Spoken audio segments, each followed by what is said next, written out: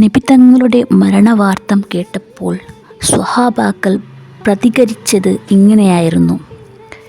ബിലാൽ തങ്ങൾ വാങ്കുവിളി നിർത്തി മദീന വിട്ടുപോയി. കാരണം ഹബീബില്ലാത്ത മദീനയിൽ ഞാൻ എങ്ങനെ നിൽക്കും? എന്നാൽ ഉമർ തങ്ങളാണെങ്കിൽ എൻ്റെ റസൂൽ ആരെങ്കിലും മരിച്ചെന്നു പറഞ്ഞാൽ അവൻ്റെ തലയെ ഞാൻ ഇടിച്ചു പൊട്ടിക്കും എന്നായിരുന്നു. അലിയാർ തങ്ങൾക്കൊന്നും മിണ്ടാൻ പോലും കഴിഞ്ഞില്ല. ഉസ്മാൻ തങ്ങൾക്ക് എഴുന്നേറ്റ് നിൽക്കാൻ പോലും കഴിഞ്ഞില്ല. അബൂബക്കർ റളിയല്ലാഹു അൻഹു തങ്ങൾ പറഞ്ഞു, മരണമില്ലാത്തത് പടച്ചവൻക്ക് മാത്രം. എൻ്റെ റസൂലുള്ളാഹ് മരിച്ചിരിക്കുന്നു.